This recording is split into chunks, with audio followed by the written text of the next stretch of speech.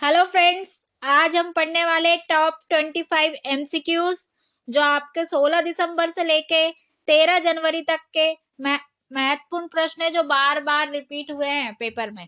और ये हिंदी पेडोलॉजी के ये क्वेश्चंस आपको नेक्स्ट एग्जाम जो 17 जनवरी और 21 जनवरी को है उसमें भी बहुत हेल्पफुल होने वाले हैं, क्योंकि क्वेश्चन बार बार रिपीट हो रहा है। इसलिए बिना टाइम वेस्ट किए शुरू करते हैं आज का सेशन। तो पहला क्वेश्चन है, विशेष आवश्यकता वाले बच्चों की भाषा का आकलन करते समय क्या करना चाहिए? तो उनकी क्षमता और सीमाओं का ध्यान रखना चाहिए। जो विशेष आवश्यकता वाले बच्चे हैं उनकी जो भाषा का आकलन करते हैं तब हमें उनकी क्षमता के और आवश्यकताओं के अनुसार उनकी क्षमता और सीमा का ध्यान में रखते हुए आकलन करना चाहिए। किसमें आकलन करना चाहिए? उनकी क्षमता और सीमाओं का ध्यान में रखते हुए आकलन करना चाहिए। नेक्स्ट क्वेश्चन है, भाषा शिक्षण में अनिवार्य है। तो भाषा शिक्षण में क्या अनिवार्य रखना है? तो उसमें समग्रतावादी दृष्टिकोण रखना चाहिए।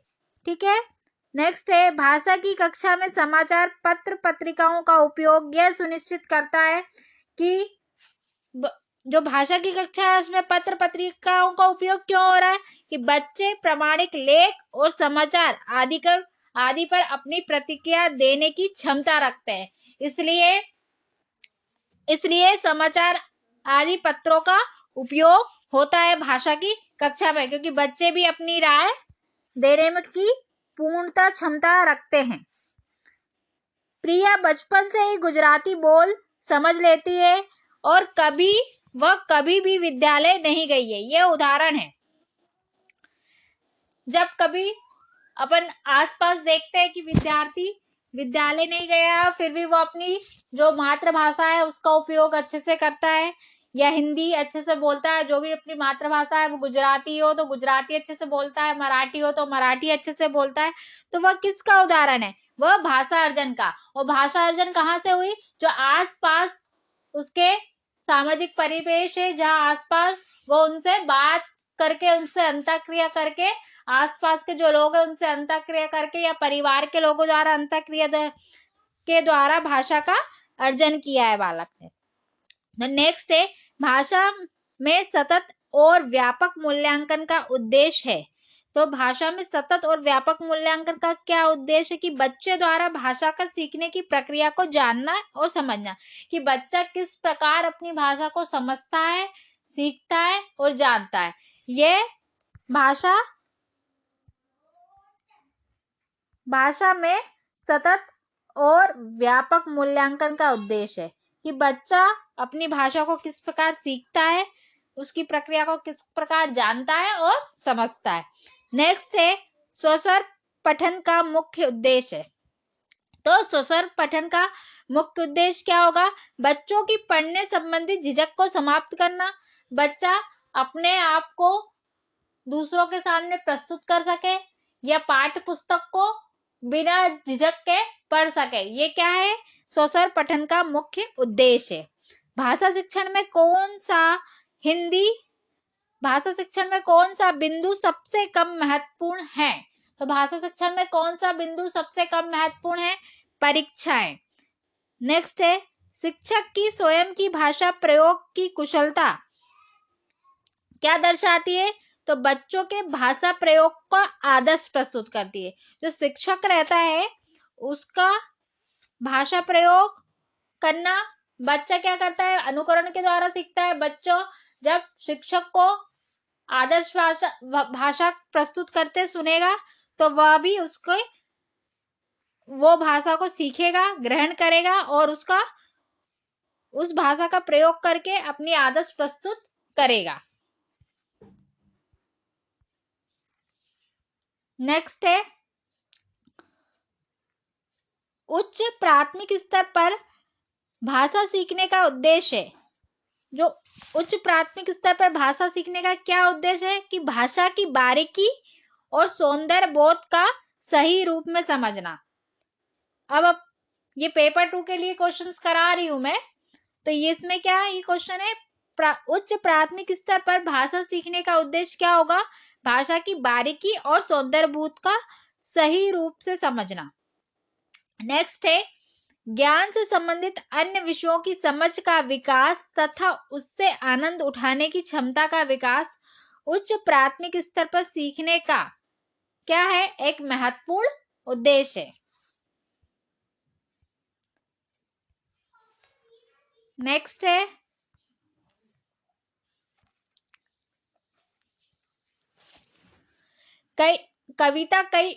कविता में कई बार कभी भी का प्रयोग करते हुए बातें रची गई है। बिना रुके चलने वाली किसी कार्य का भाव निकल रहा है या नहीं, प्रश्न की ओर संकेत करता है। ये छोटी छोटी बातों का भी ध्यान रखा गया है। इसमें क्या दर्शाता है कि भाषा की बारीकियों का ध्यान रखा गया है। इसमें भाषा की बारीकी बताई गई है। उच्च प्राथमिक स्तर पर भाषा सीखने में पाठ्य पुस्तक के अतिरिक्त कौन सा संसाधन सामग्री सर्वाधिक महत्वपूर्ण है? तो जब उच्च प्राथमिक स्तर पे आते हैं, प्राथमिक स्तर पे क्या महत्वपूर्ण है? बाल साहित्य, ठीक है। और उच्च प्राथमिक स्तर पे क्या आएगा कि आयु के अनुरूप साहित्य होना चाहिए। बच्चा जिस उम्र का है उसके अनुरूप साहित्य होना चाहिए, और ऐसा साहित्य हो जो उसके समझने योग्य हो। गणित, विज्ञान आदि विषयों की कक्षाओं में भी बच्चे भाषा सीखते हैं, तो ये क्या है? पूर्णतः सत्य है। विज्ञान और गणित की कक्षा में भी भाषा के द्वारा हम सीखते हैं, तो भाषा सीखते हैं, इसलिए ये क्या होगा? पूर्णतः सत्य है। नेक्स्ट है द्वितीय भाषा की पाठचर्या। द्वितीय भाषा की पाठचर्या एक लक्ष्य है, प्राकृतिक भाषा ज्ञान में अर्जित दक्षता के अनुरूप दक्षता प्राप्त करना। क्या लक्ष्य है? तो द्वितीय भाषा की पाठचर्या का एक लक्ष्य जो किसके द्वारा प्राप्त कर सकते हैं अपन? तो बुनियादी रूप से, ठीक है। नेक्स्ट है भाषा के विभिन्न कौशलों को खालिस्तान पढ़ने की अनुशंसा की जाती है। तो भाषा के विभिन्न कौशल है जो वो एक दूसरे से जुड़े हुए हैं और एक क्रम में है, और इसको पढ़ने के लिए क्या क्या अनुशंसा की जाती है? तो एकीकृत रूप से इसको पढ़ने की अनुशंसा की जाती है। व्याकरण शिक्षण की कौन सी विधि अपेक्षाकृत प्रभावी है?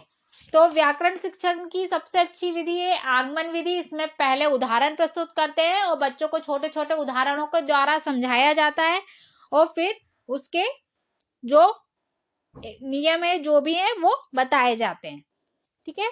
उच्च प्राथमिक स्तर पर भाषा की पाठ्य पुस्तक में रक्त और हमारा शरीर पाठ शामिल करने का विचार खालिस्तान से जुड़ा हुआ है।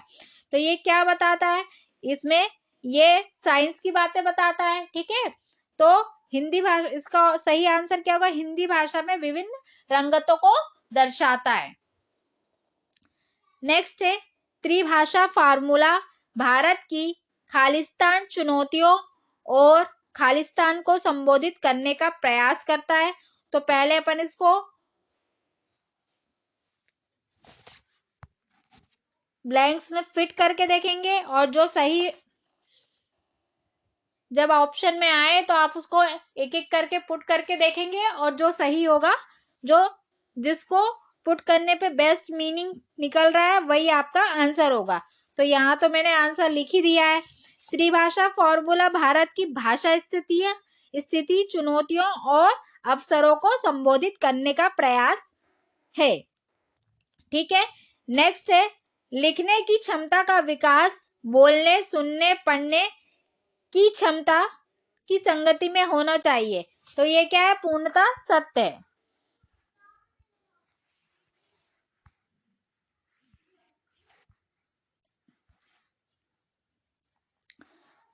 नेक्स्ट है भाषा की नियमबद्ध प्रकृति को पहचानना और विश्लेषण करना। उच्च प्राथमिक स्तर पर भाषा शिक्षण का क्या है? उद्देश्य, ठीक है। उच्च प्राथमिक स्तर पर बच्चों की भाषा विकास के लिए जरूरी है कि खालिस्तान समृद्धि का भाषा व खालिस्तान अन्य विषयगत शिक्षण युक्ति में उपयोग किया जाए। तो भाषिक समृद्धि का भाषा साहित्य व अन्य विषयगत शिक्षण में उपयोग किया जाए। तो इसका आंसर क्या होगा? भाषिक और साहित्य। ठीक है। नेक्स्ट है विद्यार्थियों को पढ़ने में रुचि जगाने एवं भाषा ज्ञान में वृद्धि के लिए पाठ्य पुस्तक के अतिरिक्त पठन सामग्री का क्या करना चाहिए? तो पाठ्य पुस्तक के उपयोग अतिरिक्त उनको पठन सामग्री विकसित की जा सकती है। क्या करी जा सकती है? पठन सामग्री विकसित की जा सकती है। ये मेरे हिसाब से तो ये होना चाहिए था, पाठचर सहगामी क्रियाओं का अधिकाधिक आयोजन किया जाना चाहिए। तो ये गलत है। इसका सही आंसर क्या होगा? पठन सामग्री विकसित की जा सकती है।